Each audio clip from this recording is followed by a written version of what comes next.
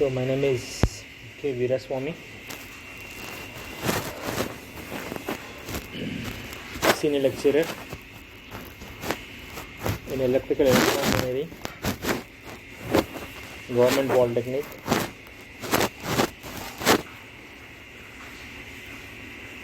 Nirmal.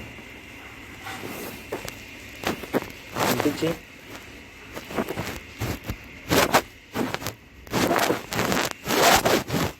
fifth semester subject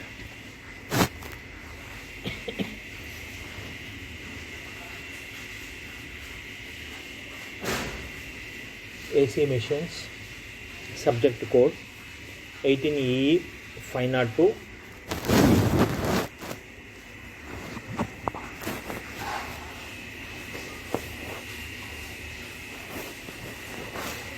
So today's topic, cross magnetic field theory.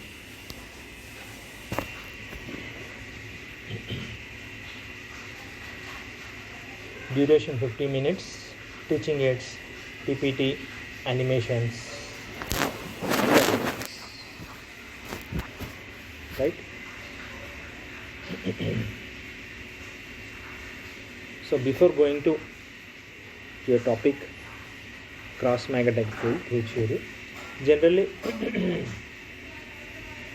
this theory explains why single phase induction motor is not a self-starting motor.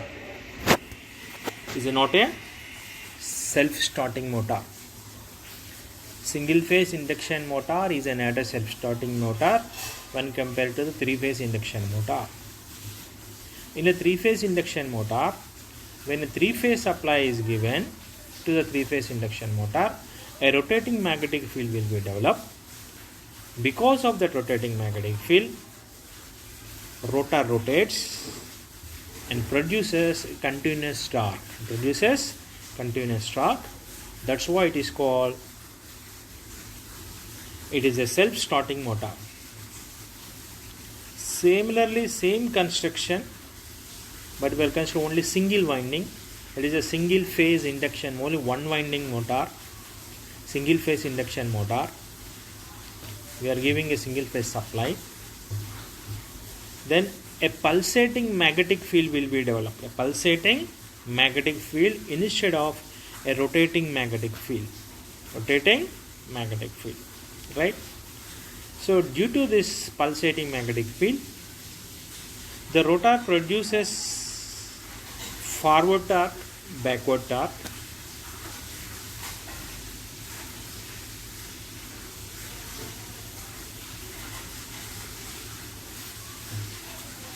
Because of inertia or a heavy weight, the rotor cannot respond to quick changes in the torque. That is a forward and backward. For positive half cycle, it rotates in a clockwise direction. For negative half cycle, it is an anti-clockwise direction. So like that, so we get a pulsating torque, pulsating field and pulsating torque. So rotor becomes stationary, right? This can be explained by using two theories. One is cross magnetic field theory, another one is a double field revolving theory.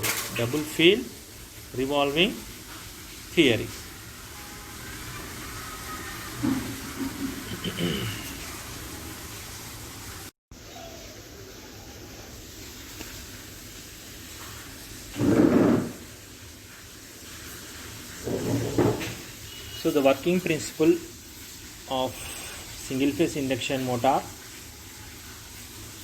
can be explained by using two methods. One is a double field revolving theory and second one is cross field revolving theory. In the last class, the previous lessons, we already studied double field revolving theory, right? Today we will discuss cross field magnetic theory, double field revolving theory and cross field magnetic theory. So before going to cross field magnetic theory, I will explain in brief, what is the double field revolving theory, right? So we will recap double field revolving theory. After that, so we will discuss today a cross field magnetic theory, right? So what is a double field revolving theory? What is a double field revolving theory?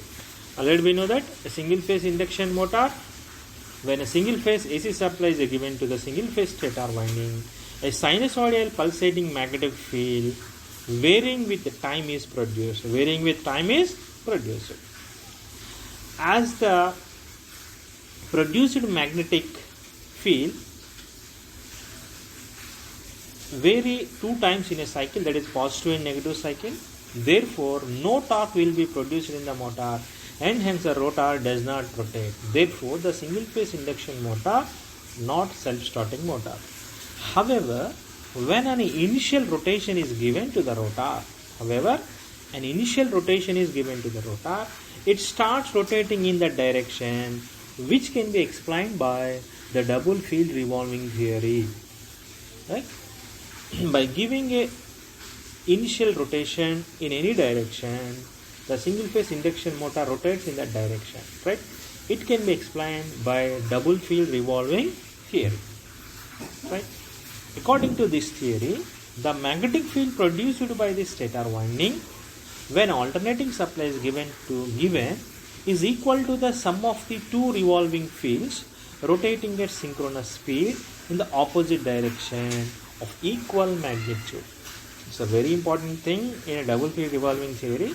The magnetic field produced by the stator winding when an alternating supply is given is equal to the sum of the 2 revolving fields.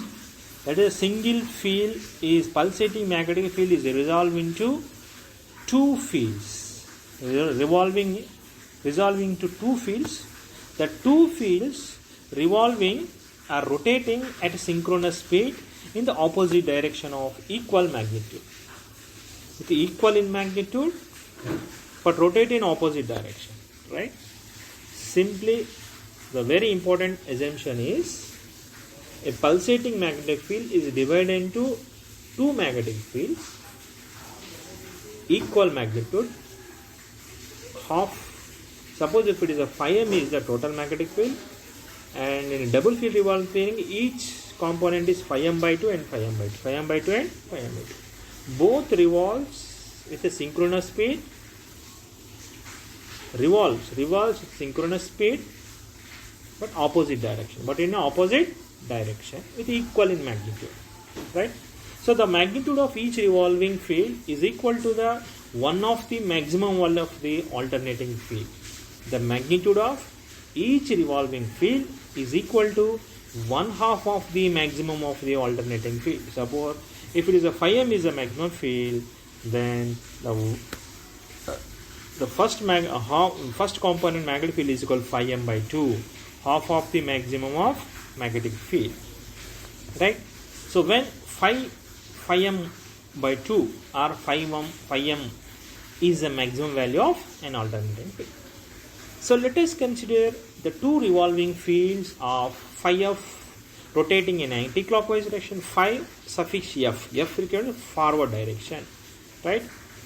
Forward field, that is anti-clockwise, it is rotating in anti-clockwise direction, and the flux b, phi b, rotating in clockwise direction.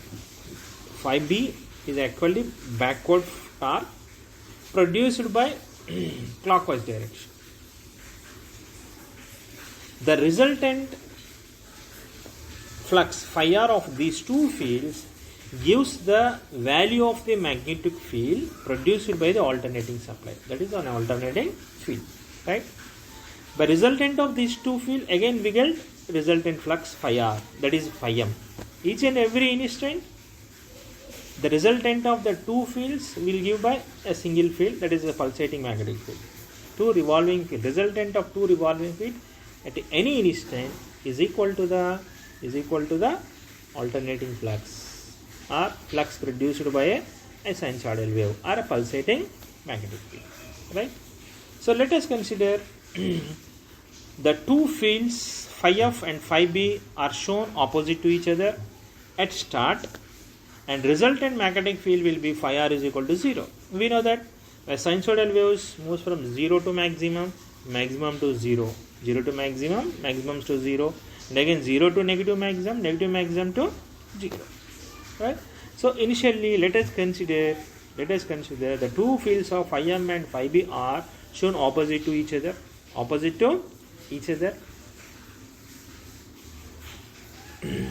and resultant magnetic field becomes phi r is equal to 0. So assume that resultant flux is 0. So it will happen only when the two are in opposite direction. So observe the phasor diagram here. So phi b and phi r. Phi r is along positive x-axis, and observe in the diagram phi b will be in the negative direction, along negative x-axis. So angle between them is 0 or 180 degrees, right? 180 degrees or 0. We can say that 0 or 180. So in that case,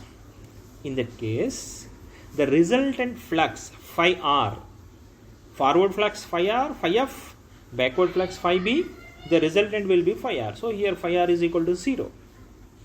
Resultant is 0, but half the magnitude phi f is equal to phi m by 2, phi b is equal to phi m by 2. Clear? The two fields of phi f and phi b are shown opposite to each other at start, and the resultant magnetic field will be phi r is equal to 0. Next, let us assume after 90 degrees. After 90 degrees, the two fields are rotated in such a way that both of them are now pointing in the same direction. Then the resultant magnetic field will be phi m.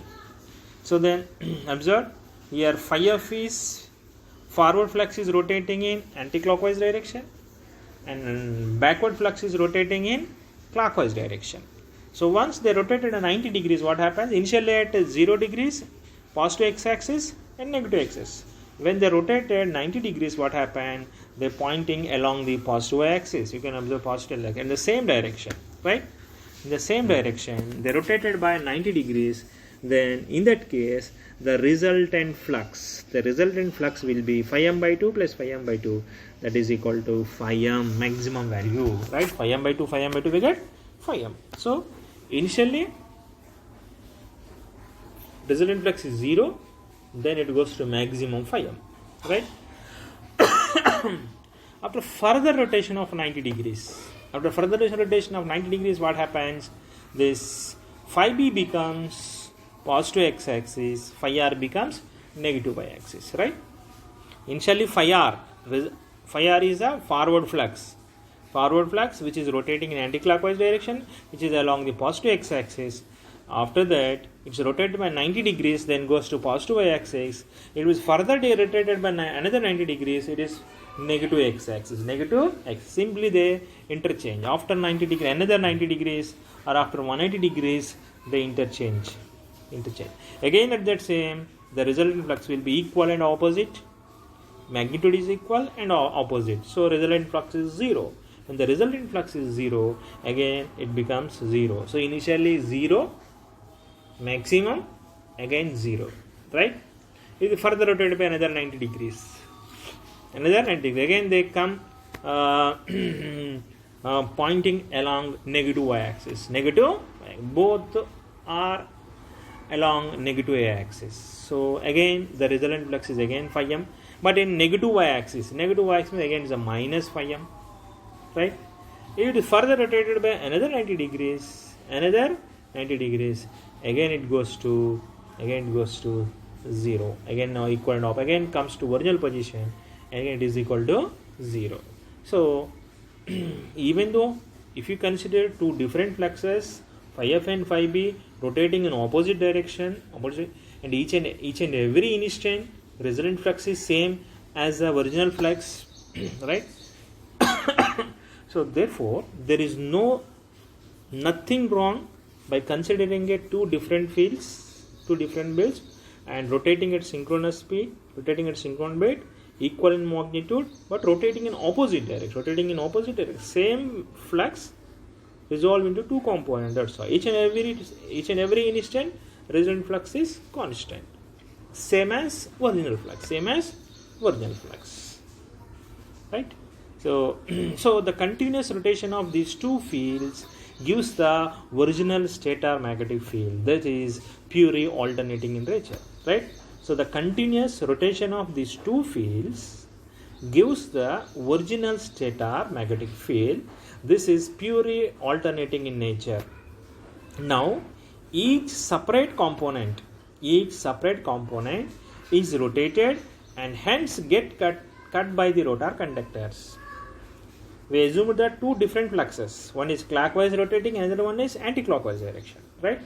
Each separate component induces rotor current in the rotor conductors, rotated and hence gets cut by the rotor conductors. Due to the cutting of flux, EMF is induced in the rotor conductors, which circulate in the rotor circuit.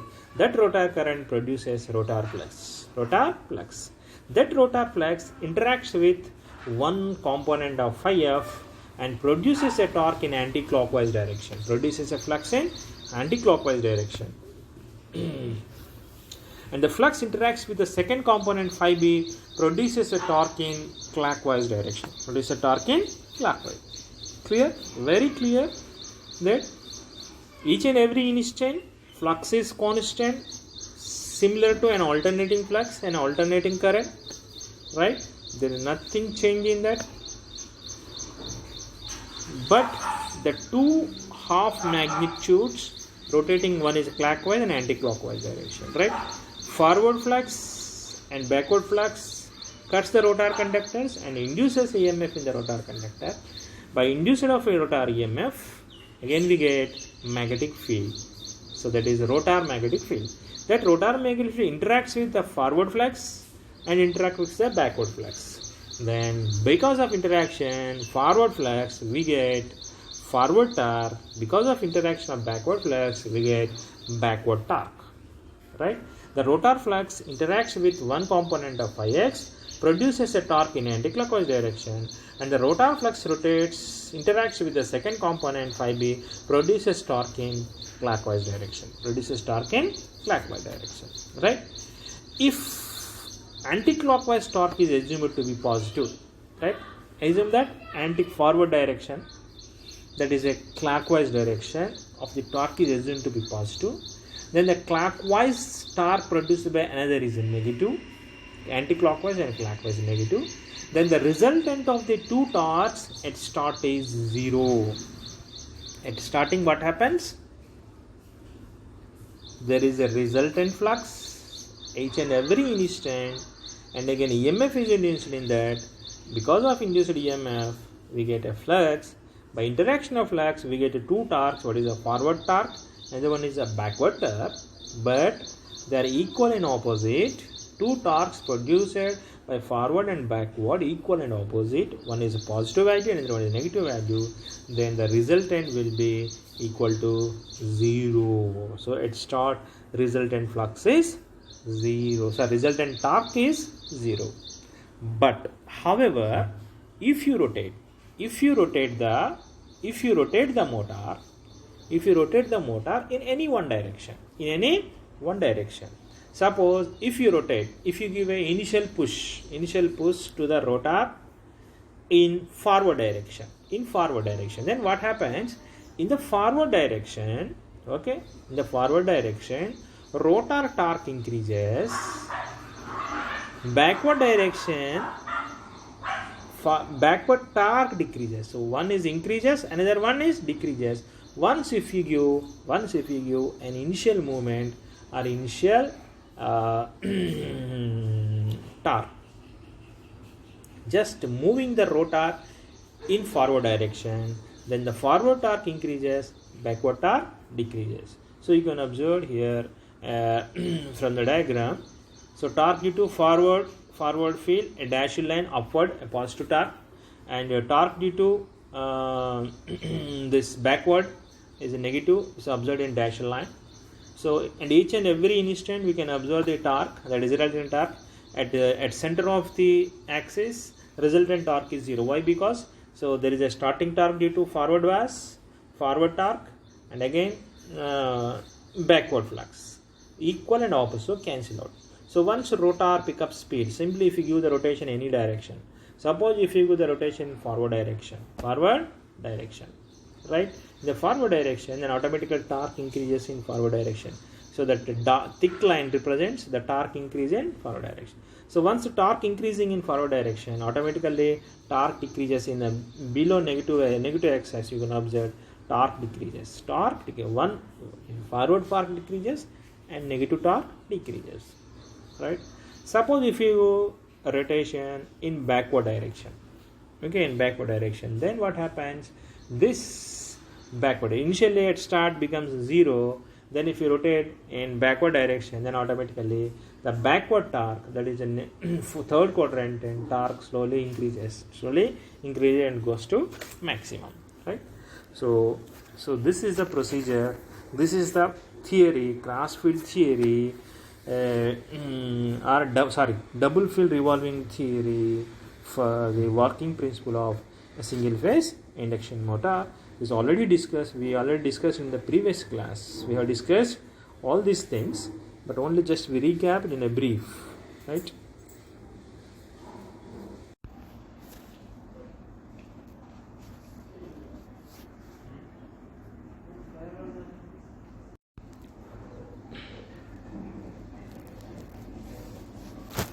So we will discuss cross field theory. So very important, cross field theory. So today topic, cross field theory. Already we discussed in brief. In previous class we discussed double field revolving theory, right?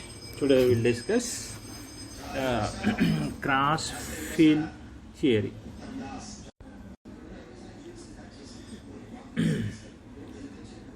So consider a single phase induction motor with a standstill rotor. As shown in the figure 1. The stator winding is excited by the single phase AC supply. The supply produces an alternating flux of phi s, which acts along the axis of the stator winding.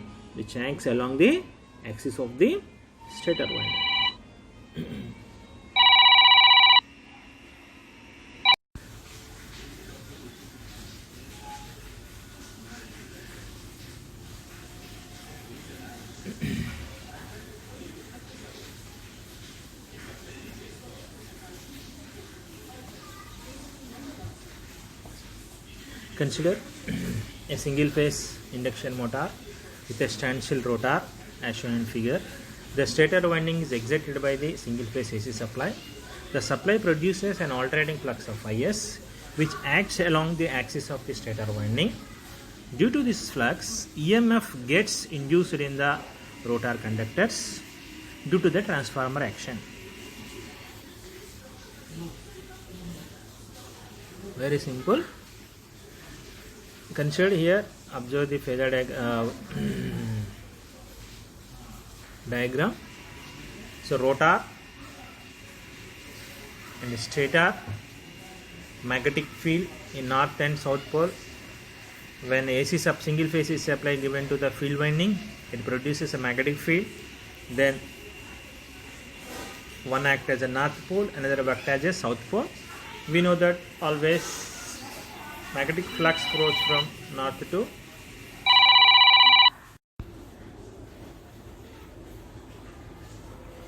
the flux phi s. Always flux flows from north to south. So here top one is south, bottom is north. So north to south. So phi s will be in upward direction. Right? The stator winding is excited by the single phase AC supply. This supply produces an alternating flux phi s, which acts along the axis of the stator winding. Due to the flux, EMF gets induced in the rotor conductors due to the transformer action. Right? We know that this flux cuts the rotor conductors. Here in between north to south pole there is a rotor. In the rotor, conductors are there. When flux flows from north to south, it cuts the rotor conductors. Then EMF is induced in that. according to transformer action. According to transformer action, right? So I will explain. So how we'll get a cross and dot? Cross and dot. Very simple thing. Simply assume a Lenz law. According to Lenz law, always current flows in such a way that it opposes the cause. It opposes the cause, right? Here, the flux is moving from north to south, and conductor is there, right? So flux, because of flow of flux from north to south, EMF is induced in the conductor, right? The EMF induced in the conductor flows in such a direction that it opposes the cause. What is the cause? Here flux is moving from north to south. It opposes the cause. So to decrease the flux flow from north to south. So this conductor produces a flux in opposite direction. Very simple. According to Lenz law, the flux produced by the rotor conductors. The rotor conductor, according to Lenz law, the EMF induced in the rotor conductors, and the current will circulate in the rotor conductor in such a way that it opposes the cause. It opposes the cause. So this is the flux produced by the magnetic field, and this is the flux produced by the rotor conductors, right? So when the flux is moving in this direction means simply we get dot on left side. In the figure left side we will get cross. In the right side we will get dot. Cross and dot, right? So observe, if it is a cross, then what happens? So according to right hand thumb rule, right, this shows the direction of the conductor, direction of the current. Remaining four fingers gives the magnetic field direction, right? You can say the left conductors. So there is a cross means the current is into the board, so in this direction means the remaining four fingers gives the magnetic field direction, right? So flux moves in this direction, right? This is in a clockwise direction, flux moves.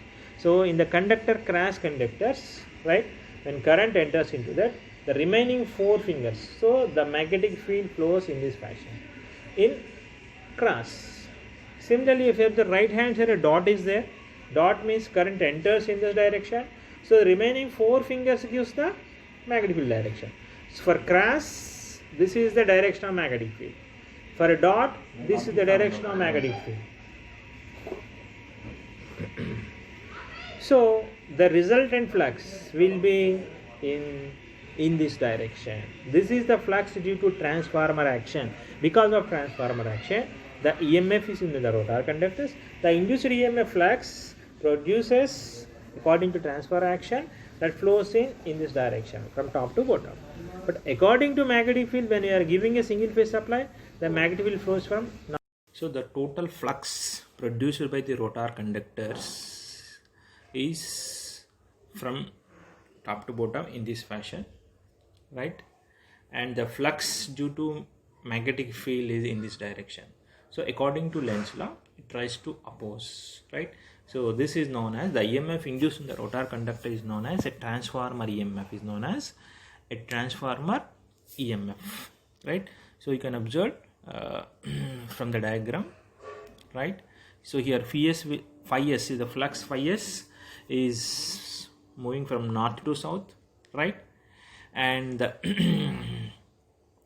according to Lenz law, so the flux produced by the rotor conductors, the cross and dot represents, that is the EMFs due to transformer action. EMF due to transformer action, so moves from top to bottom, right? So they are equal and opposite, right?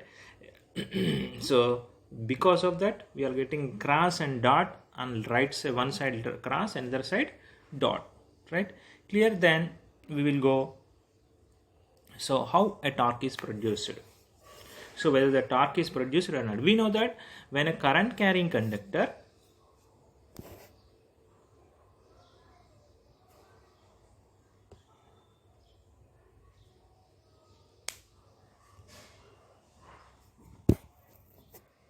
when a current carrying conductor placed in a magnetic field, it experiences a force. It experiences force, right? So initially, when single phase supply is given to the motor, a magnetic field is developed from north to south. Phi s is the flux produced, right? So because of this flux, what happens? EMF is induced in the rotor conductors. EMF is induced in the rotor conductors. So on one side cross, that induced EMF will circulate the current. So current enters from this left side to and leaves from right side. Right. This is the direction of the current.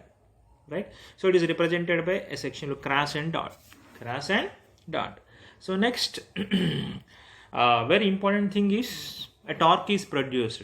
According to Faraday's law, Faraday's left-hand rule, whenever a current carrying conductor is placed in a magnetic field, it experiences a force, right? Here we are considered 1, 2, 3, 4, 5, 6, 7, 8 conductors are there. So in the first 2 conductors, there is no induced EMF at all. So remaining 6 and 6, one side 6, another side 6 conductors are there. So one is a cross, 3 conductors are cross and 3 conductors are dot, right?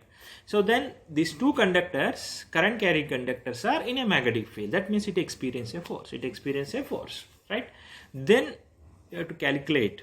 That is, that force will produce a torque, right? Because of that force, we get a torque, right? We have to identify that force. In which direction force is acting, either clockwise direction or anti-clockwise direction. So let us consider the first one, cross, right? We have to see that there must exist 2 fluxes separately by some angle so as to produce a rotating magnetic field. According to cross field theory, the stator flux can be resolved into 2 components. 2 components which are mutually perpendicular. One acts along the axis of the stator winding, other acts along the perpendicular to it. So that we will discuss after that. That a torque will be exist. Torque exists. So how to find the torque? Simply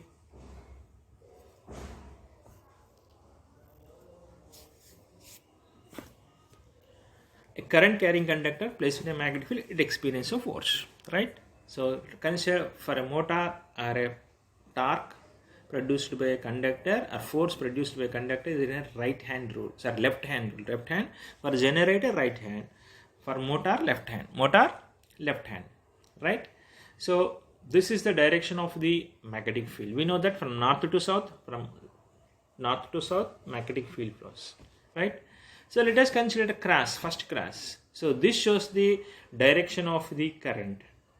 Direction of the current. A current carrying conductor, right? In a place in a magnetic field, experience a force, right? So, so this is a magnetic field and this is the current direction. Then this shows the direction of the force. This shows the direction of the force. Let us consider cross conductors. Cross conductor, this is a magnetic field, and if you observe the cross, this is the cross. So current is enter into that. This is the direction of the current, and this is the direction of the magnetic field. So this shows the direction of the force. This shows the direction of the force. So already in the diagram you can observe. So that F shows the force direction. It is in this direction, right? So in this direction there is a force. We can observe from the diagram and my video also, right? Next consider the second remaining right side conductors. So again magnetic field, right? And the current is out of the board, out of the sheet, right? So this is field and this is the current direction. Initially for first 3 conductors in this direction. For second conductors it enters into and come out from another 3 conductors, right? So it's in this fashion. So this is the direction of the current, and thumb shows the force. Right? In the first case, this is the direction of the force. In the second case, this is the direction of force. That means the 2 torques acts opposite to each other. Equal and opposites acts opposite direction. Then automatically they cancel out. Simply cancel. That means, so one conductor tries to move in clockwise direction. Okay, so and left side, this side conductor tries to move in this direction, so this type conductor tries to move in this direction. In that what happens, so equal and opposite cancel out, and the conductor will be remain stationary, the rotor remains stationary. The net torque is equal to 0. Right, the overall the force experienced by the rotor is 0. So this is a suppose force, and this is for equal and opposite cancel out, so the net force is equal to 0. Hence no torque exists on the rotor, and rotor cannot start rotating. Right, next. So we have to move the conductor in any one direction. In that case, what happens, right? So we have seen that there must exist two fluxes separated by some angle so as to produce rotating magnetic field, right? If you want to rotate the rotor, we require two fluxes, and the two fluxes must be separated by 90 degrees. Then the rotor will rotate. Okay, must exist two fluxes separated by some angle, so as to produce a rotating magnetic field. So according to Crass-Field theory, the stator flux can be resolved into two components. Actually, this flux is moving upward, right? Only phi s, stator flux, right? This is resolved into two components which are mutually perpendicular. One acts along the axis of the stator. So another acts along the mutually perpendicular. One acts along the axis of the stator winding, and other acts perpendicular to it. Right? So we can observe in this fashion, right? So this acts to equal by resolving the one flux into two components. So one is along the axis, another one is along the mutually perpendicular to each other 90 degrees. Then we can observe that so there is a mutual rotating magnetic field, then rotor will rotate. Right, so let us assume now that an initial push is given to the rotor anti-clockwise direction. Just you want to, if you are given push in anti-clockwise direction, assume that an initial push is given to the rotor in anti-clockwise direction, right? So due to the rotation, rotor physically cuts the stator flux. Already there is a EMF. That EMF is transformer EMF. Because of transformer EMF, two forces exist but cancel out. Equal and opposite, they cancel out. Next, rotate the rotor in anti-clockwise direction. Right? Due to the rotation, rotor physically cuts the stator flux. Right? Rotor physically cuts the stator flux, and dynamically EMF gets into the rotor. And dynamical EMF is induced, or EMF is induced in the rotor. Clear? Because of transformer action, there is an induced EMF. Because of that, torque is 0. Resultant force is 0. Torque is 0. Then we move the rotor in anti-clockwise direction. Because of movement, what happens? Right? The rotor conductor physically cuts the magnetic field. Then because of that, it is also because of that also EMF is induced. That EMF is known as a rotational EMF. That EMF is known as rotational EMF.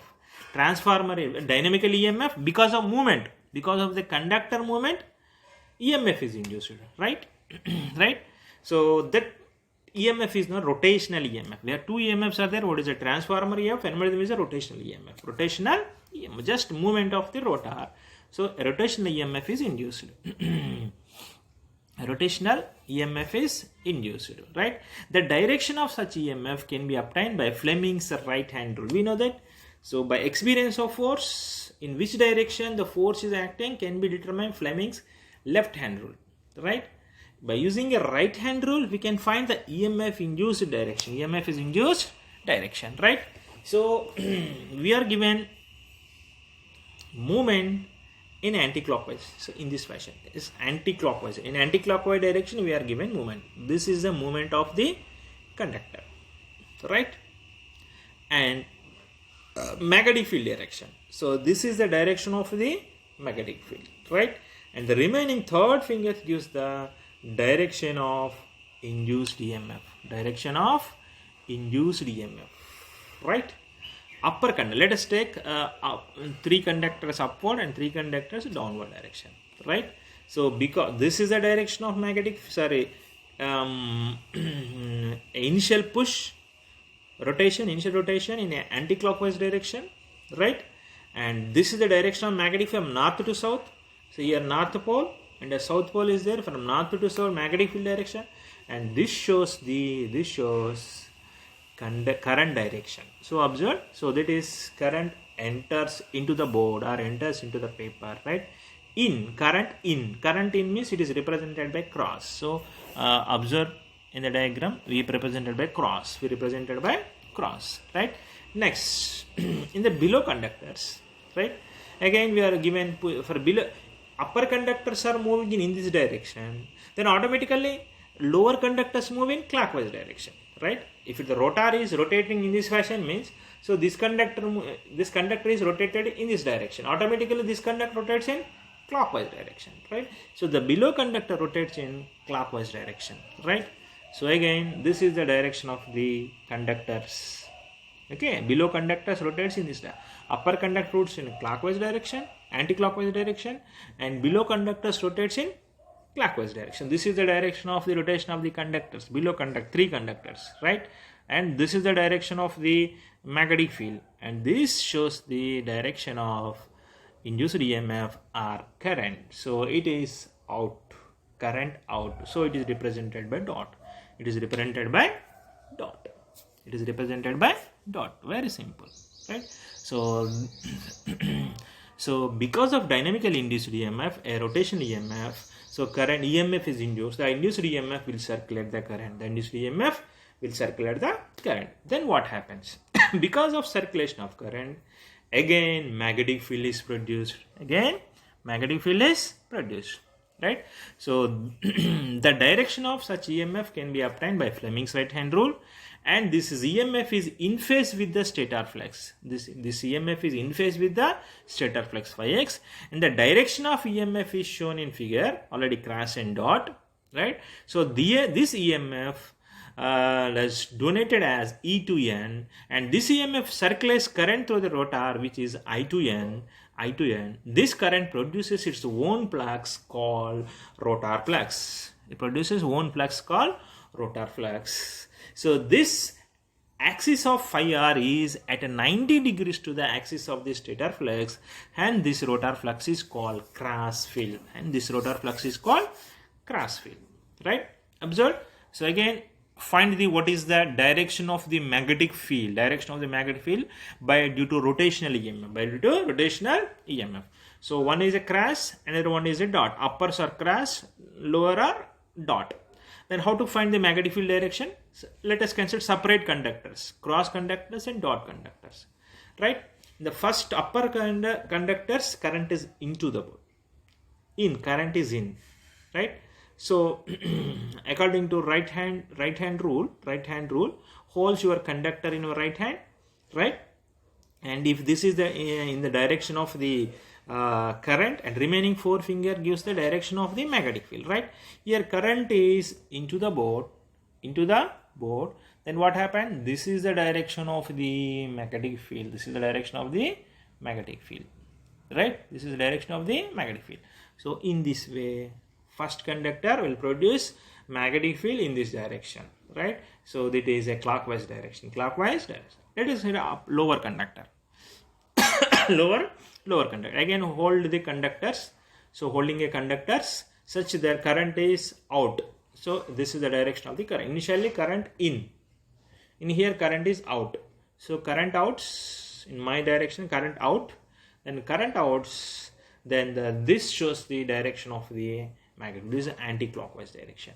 So one is a clockwise, lower one is anti-clockwise. That means, so this is the resultant magnetic field direction in this direction, right? Magnetic field direction is in this way, right? So this is the direction of the magnetic field produced by the rotational EMF. Already we know that this is the direction of the main field, stator flux. This is the stator flux and this is the rotor flux, right? Just by giving a initial push, what happens? A rotational EMF is induced. Because of rotational EMF, we will get rotor flux, which is exactly so this is the stator flux and the rotor flux. They're exactly 90 degrees. There is a phase shift of 90 degrees between the two fluxes. If the two fluxes are making 90 degrees, then automatically we get a rotating magnetic field. So due to very high rotor reactance, the rotor current I2N and phi r lags the rotational EMF by almost 90 degrees, so that phi r is in quadrature with phi s in space and lags phi s by 90 degrees in time phase. Such a two fluxes produces a rotating magnetic field. So the direction of this rotating magnetic field will be same as the direction of the initial push given. The direction of rotating magnetic field will be in the same direction of rotating magnetic field. Sorry, in the direction of initial push given. So thus the rotor experiences a torque in the same direction as that of the rotating magnetic field, so that the direction of initial push, so that the rotor accelerates in anti-clockwise direction under the same consider and attains the synchronous speed in a steady state.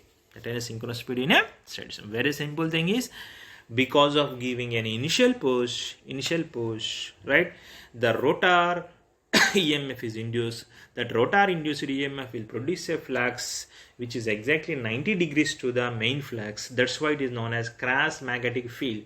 Cross means 90 degrees. When two fluxes are exactly 90 degrees behind, then angle between them is 90 degrees. That is known as cross field. Two fields are cross. That's why it is called cross field theory, right? So because of cross field theory, we will get a rotating magnetic field. That rotating magnetic field also produced in the direction of initial push. Right? Then automatically the rotor rotates with synchronous speed. So this is the working principle of synchronous induction motor by using cross field theory. Thank you very much.